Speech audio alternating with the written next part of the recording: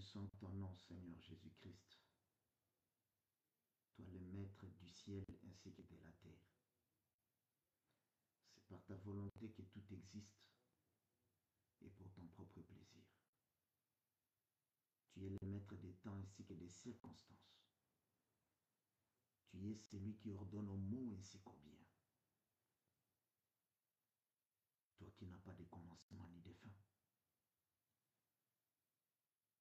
À l'origine, ô Seigneur, tu étais tout seul, mais avec un peuple en toi.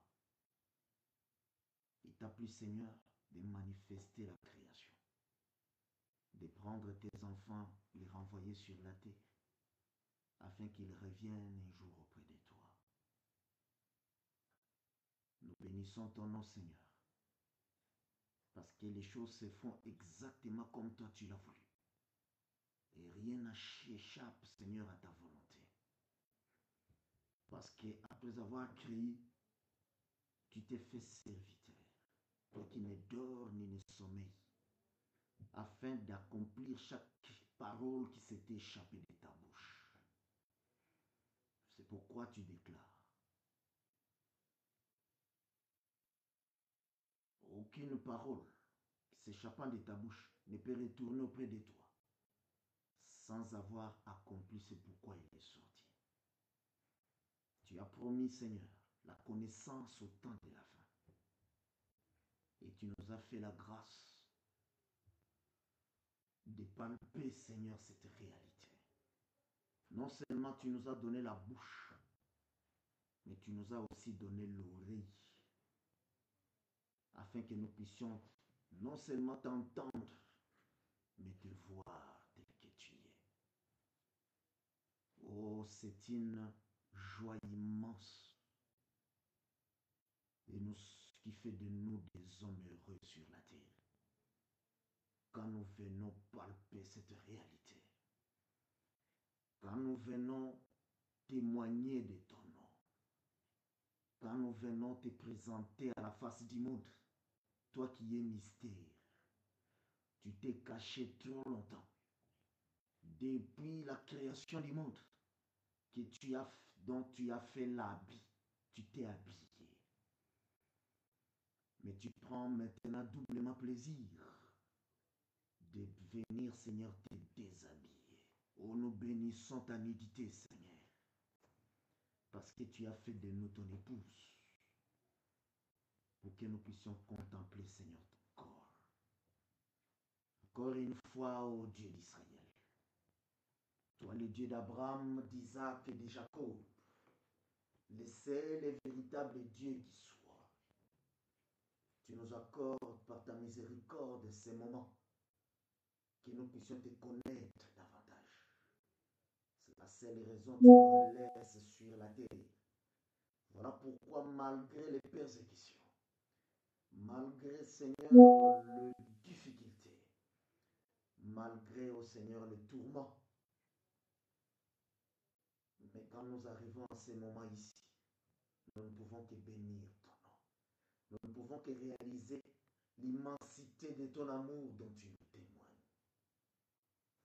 Car quand tu as fait l'élection dans l'éternité, personne n'était là pour te conseiller, ni personne, Seigneur, pour t'influencer. Mais tu as tout fait, Seigneur, selon ton propre conseil. Voilà pourquoi nous bénissons ton nom, Jésus-Christ. Encore une fois, viens dispenser de la manne pour que tes enfants puissent manger et recevoir la vie éternelle. Que nous puissions disparaître et que, Seigneur, toi, tu te manifestes. Tu puisses luire davantage. Viens brancher même un seul de tes enfants qui ne te connaissait pas, mais qui va entendre ta voix, selon qu'il est écrit: mes brebis entendront ma voix. Oh, quand tu as proclamé que mes brebis entendront ma voix, ô Seigneur, c'était hier. Mais aujourd'hui, nous proclamons que tes brebis entendent ta voix. Que ce soit encore une fois l'occasion que tes brebis disséminées à travers les mondes entendent ta voix, reconnaissent ta voix et que leur vie soit bouleversée. Parce qu'à chaque fois que tu parles, Seigneur, avec un langage nouveau, que Israël a reconnu comme étant une nouvelle doctrine. Quand tu parles, oh, tu viens, Seigneur, changer la dispensation, changer les hommes du ténèbre pour qu'ils passent, Seigneur, à la lumière. Quand tu parles, oh Jésus, ton langage trouble au premier abord. Mais une fois qu'un de tes enfants écoute, malgré les troubles, mais son esprit lui dira toujours que ceci est la vérité. Car tu as mis la sonnerie dans les cœurs de tous tes élus, afin qu'à chaque fois ils entendent ta voix. Ô Jésus-Christ, que la sonnette se mette à sonner. Que ceci est la vérité. Ceci est la vérité. Que ce soit encore une fois l'occasion, qu'à travers les mondes, que tes enfants entendent ta voix. C'est qu'ils l'entendront pour la première fois, malgré les troubles. Ô Seigneur, que tu les attires. Parce que nul ne peut venir auprès de toi sans que le Père ne l'attire. Père, attire encore une fois tes enfants, afin qu'ils viennent connaître qui est Jésus-Christ que tu as envoyé, et qui est toi le Père qui remplit tout l'univers. Nous bénissons ton nom encore une fois, au nom de Jésus-Christ. Nous saluons tous nos bien-aimés à travers le monde. Vous qui nous entendez de tout le lieu où vous êtes sur cette terre, que Dieu vous bénisse, parce que vous avez choisi la bonne part. Encore une fois, nous allons aller toucher les hauteurs ainsi que les profondeurs, car nous ne parlons pas comme tout le monde. Nous saluons tous nos enfants, les enfants de Dieu. Vous êtes les bienheureux, parce que votre Père vous nourrit. Non seulement il vous a choisi avant la fondation du monde, mais il prend soin de vous. Nous bénissons, nous saluons le Canada. Nous saluons les États-Unis. Nous saluons l'Afrique, plusieurs pays en Afrique. Nous saluons ceux qui sont en Europe et ailleurs, même en Australie. Recevez nos salutations distinguées. Et notre salutation, vous avez compris, c'est aussi la salutation que Marie a reçue de la part de l'ange. Parce que toutes les paroles que nous vous annonçons, c'est une salutation. Nous ne venons pas vous dire bonjour. Nous venons vous saluer, vous comprenez. Aujourd'hui, nous allons parler d'un thème important qui met la division dans le monde chrétien. Le voile. Paul recommande aux femmes de voiler la tête. Qu'en est-il réellement? Certains disent que non. Une femme ne peut pas voiler la tête. Comme j'ai entendu récemment, Castanou,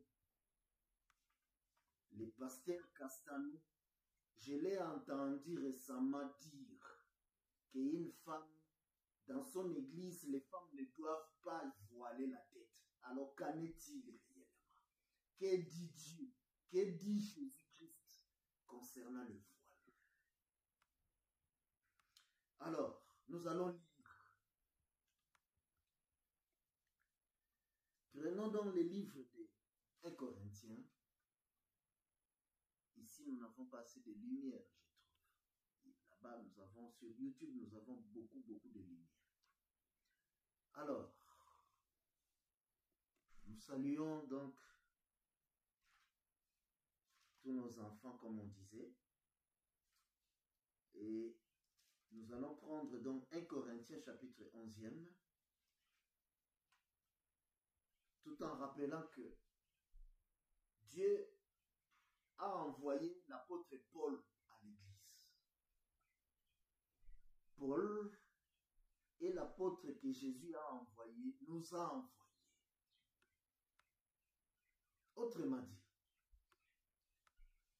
quand nous venons toucher à la Bible, nous devons d'abord comprendre comment Dieu a disposé les choses. Paul rappelle que Pierre a été envoyé à Israël. Mais lui, Paul, a été envoyé à l'église. Autrement dit, le premier à qui nous devons donner l'oreille, c'est Paul. Mais remarquez, dans le monde chrétien, il y a tellement de différences. Et pourtant, la vérité, il n'y en a qu'une. Il y a une seule vérité. Jésus a dit ceci. Avant de lire 1 Corinthiens chapitre 11e, prenons Jean chapitre 17 au verset 20e. Que nous dit la Bible? Jean chapitre 17, verset 20e. La Bible dit ceci. Ce n'est pas pour eux seulement que je prie. Pour comprendre cela, mieux comprendre cela, nous allons avancer. Commençons au verset 16e. Commençons au verset 13e pour la meilleure compréhension de ceux qui nous écoutent seulement aujourd'hui. Toi qui nous écoutes aujourd'hui, sache que Dieu te fait la grâce. La grâce, c'est Dieu qui t'amène sa parole. Or, Dieu n'amène sa parole qu'au travers d'un envoyé, au travers d'un serviteur. Alors, recevez. Ta vie va être bouleversée aujourd'hui. Les choses que nous allons dire vont te choquer. Parce qu'à chaque fois que Jésus parle, il choque. Voilà pourquoi Israël, Jésus leur a demandé, j'ai fait beaucoup de miracles pour lesquels vous voulez me tuer. Israël a répondu, nous ne voulons pas te tuer à cause des miracles quelconques que tu aies fait. Mais nous voulons te tuer à cause de ce que tu dis. Autrement dit, les paroles qui s'échappent de la bouche de Jésus troublent, choquent ceux qui l'entendent. Si Jésus est le même hier, aujourd'hui éternellement, aujourd'hui aussi, quand Jésus parle, il doit choquer. Quand Jésus parle, il doit troubler. Qui Jésus doit troubler? Le peuple que Jésus a troublé hier, ce n'était pas les Égyptiens, ce n'était pas les Syriens, mais c'est Israël. Or, Israël, c'est le peuple qui avait la loi. C'est le peuple qui attendait la venue du Messie. Mais quand le Messie est venu, ils ne l'ont pas reçu. Quand le Messie a parlé, ils n'ont pas reçu ses paroles. Quand le Messie s'est présenté, ils ne l'ont pas vu. Ce qui s'est passé hier doit se passer encore aujourd'hui. Parce qu'il n'y a rien de nouveau sous le soleil. Dieu ne fait que ramener ce qui est passé. Alors écoutez-nous. Jean 17, nous commençons verset 13. Et maintenant je vais à toi, et je dis ces choses dans le monde, afin qu'ils aient en eux ma joie parfaite. 14. Je leur ai donné ta parole, et le monde les a haïs. Quand Jésus te donne sa parole, le monde doit t'haïr. Parce qu'ils ne sont pas du monde, comme moi, je ne suis pas du monde. Quand tu es aimé du monde, c'est que tu appartiens au monde.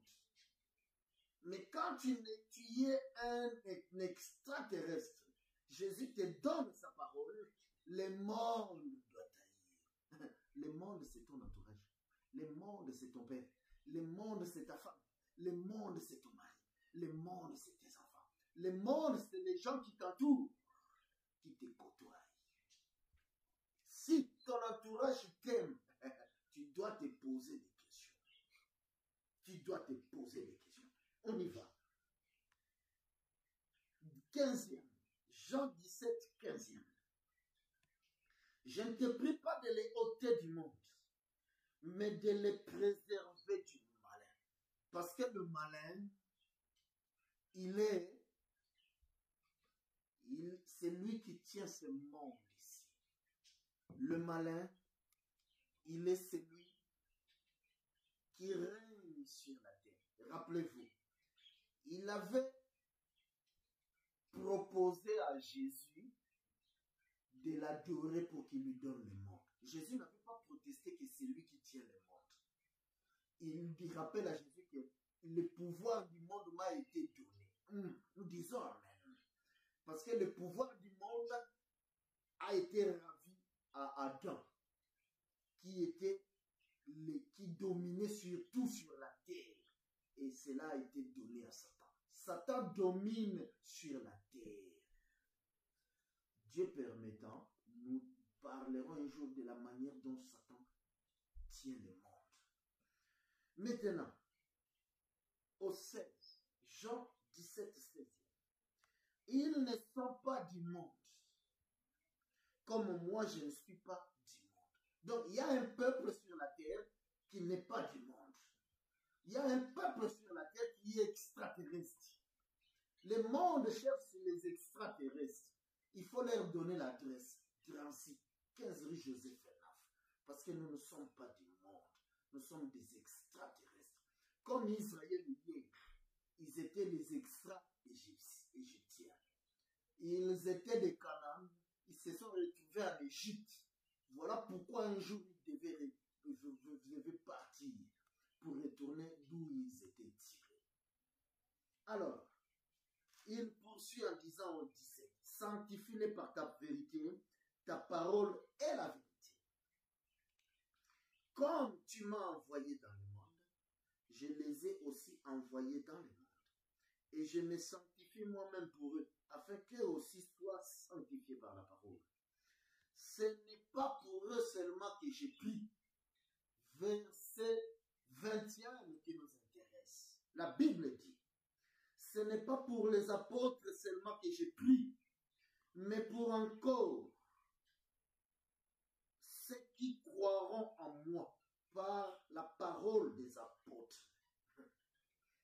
Jésus déclare que ce n'est pas pour les apôtres seulement qu'il a prié ces jours-là, mais pour tous ceux qui viendront les siècles et les millénaires après, qui devront croire en Jésus. Comment? Par la parole des apôtres. Jésus ne pouvait pas nous laisser sans nous montrer le chemin. Comment croire? Parce que tout chrétien que tu vas rencontrer, il va te dire qu'il croit en Dieu. Tout chrétien que tu vas rencontrer, il va dire qu'il a la foi. Mais quand tu remarques, tu verras que chaque église a sa propre parole. Parce que c'est la tour de Babel où Jésus est venu multiplier les langues. Donc nous sommes dans la tour de Babel. Jésus, qui est Dieu lui-même, il n'est dans aucune église évangélique. Voilà le premier des chocs. Je te choque avec plaisir. L'église dans laquelle où tu vas, l'église de Castanou, l'église de Gédéon, l'église de Tounassi, l'église d'Alain Patrick, l'église du prophète Joël, l'église de Gaspé, toutes ces églises-là, il n'y a pas le Saint-Esprit dedans. Pourquoi? Parce qu'ils n'ont pas la vérité. Car Jésus a déclaré, il est mieux pour vous que je m'en aille, afin que le consolateur vienne. Et quand il viendra, il vous enseignera toutes choses. Il prendra de ce qui est à moi et vous les révélera. l'esprit de vérité. Parce qu'il n'y a que deux esprits, l'esprit d'erreur et l'esprit de vérité. Allons voir cela. Donc, la seule manière, prenons un genre, la seule façon de croire, d'être sûr de sa foi, c'est de comparer la manière dont tu crois aux apôtres. Parce que l'église, Jésus en a laissé qu'une seule. Cette église qui n'a pas de nom.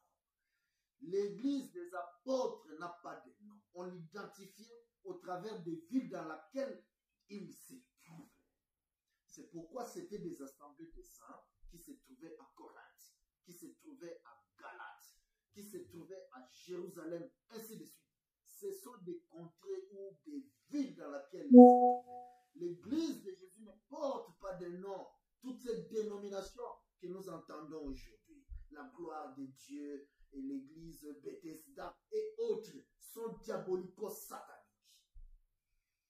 Nous parlerons de ça, Dieu voulant, concernant les noms. Mais écoutez maintenant. La Bible, donc, nous donne la manière dont nous devons croire. C'est par la parole des apôtres, par les actes des apôtres.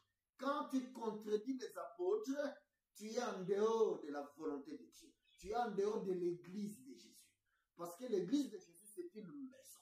Il a dit, l'église est bâtie sur un fondement. Le fondement, c'est le fondement des apôtres et des prophètes. Point final. Le fondement, c'est les prophètes et les apôtres. Les 12 prophètes et les 12 apôtres. C'est parce que ce sont eux les 24 vieillards sur le trône de Dieu. C'est ça, cette maison-là. Autrement dit, si quelqu'un vit avec une troisième dispensation, lui et le diable, ils sont des cousins. Il n'y a pas de troisième dispensation. Il n'y en a que deux. L'ombre ainsi que la réalité. Nous martelerons ces choses ici. Nous recommençons et disons encore. Toi, chrétien, je sais que tu aimes Dieu. Mais il faudrait que ce soit plutôt que Dieu puisse t'aimer. Si Dieu t'aime, il t'enverra un envoyé. Il a aimé Paul. Il a envoyé Ananias pour venir donner la vie à Paul. L'amour de Dieu se manifeste par la vie éternelle qu'il doit te donner. Il a aimé Corneille. Malgré toutes les bonnes œuvres qu'il faisait, Corneille n'était pas sauvé. Mais pour donner le salut à Corneille, il lui a envoyé Pierre. Dieu ne change pas. Le même hier, aujourd'hui, éternellement. Ce soir, ici, Dieu t'envoie un envoyé. Oh, que tes yeux s'ouvrent pour voir. Que tes oreilles s'ouvrent pour entendre. Parce que tu vas entendre des choses que tu n'as jamais entendues. Dans ton église où tu vas, on te ment. Tous ces pasteurs sont des menteurs. Pourquoi? Parce qu'ils ont l'esprit d'erreur, l'esprit de mensonge. Parce que l'esprit d'erreur, c'est l'esprit de mensonge. Or, le mensonge, Satan est le père du mensonge. Alors écoutez, nous allons prendre 1 Jean chapitre 4e au verset 6. La Bible dit, nous sommes de Dieu. Celui qui connaît Dieu nous écoute. Voilà pourquoi nous nous adressons qu'à ceux qui connaissent Dieu. Or, Dieu, on ne l'a pas connu sur cette terre. Dieu, il a connu son peuple dans l'éternité avant qu'il ne vienne sur la terre. C'est pourquoi, Romains chapitre 8, verset 28. C'est qu'il a connu d'avance. Dieu a connu un peuple d'avance. On y reviendra si Dieu le veut. Maintenant, écoutez. Donc, nous sommes de Dieu. Celui qui connaît Dieu nous écoute. Celui qui n'est pas de Dieu ne nous écoute pas. Parce que sur la terre, il y a deux sortes de personnes. L'ivraie et le bleu. Le bleu nous écoute, que tu le veuilles ou non, parce que tu n'as pas le libre arbitre. Que tu le veuilles ou non, si tu nous donnes l'oreille, ton esprit va nous écouter. Les troubles que tu as, c'est ton entendement. À cause de tous les enseignements des rêves qui ont pris place en toi. Alors, rejette ces enseignements, tu vas mieux nous écouter. Nous répétons encore, 1 Jean chapitre 4e verset 6. Nous sommes de Dieu. Celui qui connaît Dieu nous écoute. Celui qui n'est pas de Dieu ne nous écoute pas. C'est par là que nous connaissons l'esprit de vérité et l'esprit d'erreur. Il n'y a que 2 sortes d'esprits sur la terre. L'esprit de vérité qui est le Saint-Esprit et l'esprit d'erreur. L'esprit d'erreur, c'est l'esprit qui vient tordre la parole. Parce qu'il y a la vérité et la vérité tordue qui devient un mensonge. C'est pourquoi ceci est un testament. Dieu dit, Apocalypse 22 à partir du 18e, tout testament est signé. Un testament sans signature, on les prend, on les jette. Les testaments que Dieu nous a donnés, il l'a signé. Dieu a signé dans la Bible. Dieu a signé dans les testaments qu'il nous a légués. Écoutez, quand tu signes ton testament, tu donnes ta dernière volonté. Toi, tu meurs. Tu ne vas plus revenir pour protester si on touche, on transforme les recommandations de ton testament. Si on touche à tes dernières volontés, tu ne te réveilleras plus pour venir sur la terre pour protester. Tu es parti, c'est fini. Mais ce testament ici, son auteur est vivant. Il ne dort ni ne sommeille. Il veille sur son testament. C'est pourquoi donc, si tu y touches, tu auras affaire à lui. C'est pourquoi, écoutez sa signature. Il déclare, je les déclare à quiconque entend les paroles de la prophétie de ces livres. Si quelqu'un y ajoute quelque chose, Dieu le frappera des fléaux décrits dans ces livres. Et si quelqu'un retranche quelque chose des paroles du livre de cette prophétie, Dieu retranchera sa part de l'arbre de la vie et de la ville sainte décrit dans ces livres. Celui qui atteste ces choses dit, oui, je viens bientôt. Amen. Viens, Seigneur Jésus. Que la grâce du Seigneur Jésus soit avec vous.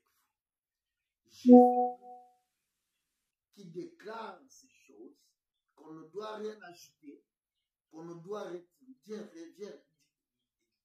retrancher, il vient bientôt.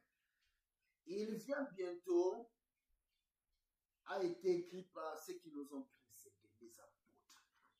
Mais nous déclarons, celui qui atteste ces choses, il vient très bientôt. Très, très bientôt même. Parce que les signaux qu'il a donné pour le temps de la fin. Parce que Jésus a donné un signe pour le temps de la fin. Le signe du temps de la fin, c'est la connaissance qui augmente. C'est écrit dans la Bible. Nous allons voir cela. Daniel chapitre 12 au verset 4e. Il dit ceci. Toi, Daniel, tiens secrète ces paroles et scelle les livres jusqu'au temps de la fin. Plusieurs alors les liront et la connaissance augmentera. Vous voyez, il vient donner un temps. Il a caché. En réalité, l'esprit qui animait Daniel, c'est l'esprit de Dieu lui-même. Autrement dit, il est en train de nous dire qu'il a caché les paroles, qu'il a caché la chose depuis la fondation du monde. Mais il donne un temps pour l'ouvrir. Le temps de la fin. Voilà pourquoi Jean maintenant, le dernier des apôtres dans son temps, lui, quand il voit, Apocalypse 14, 6e. Apocalypse 14, 6e. Jean voit et proclame. J'ai vu un autre ange qui volait par le milieu du ciel. Il avait un évangile éternel pour l'annoncer aux habitants de la terre, à toute nation, à toute tribu, à toute langue et à tout peuple. Autrement dit, il y a une promesse dans la Bible pour ton temps. Si tu crois que nous sommes au temps de la fin, voici la promesse pour ton temps. Jean a vu un ange qui vole au milieu du ciel. Le même ange qui a créé le monde et qui a scellé ses paroles. Parce que la création, c'est un habit. La nature, c'est un habit que Dieu a pris, il s'est caché dedans. Mais maintenant, au temps de la fin, il vient se déshabiller. Cet ange, il a un évangile. Il a un livre. Parce que le livre, c'est un habit. La Bible, c'est un habit dont Dieu s'est habillé, dans lequel Dieu s'est caché. Voilà pourquoi quand Jésus est venu, il a déclaré, la loi, les prophètes et les psaumes ont parlé de moi. Autrement dit, je me suis caché dans la loi, je me suis caché dans les prophètes, je me suis caché dans les psaumes.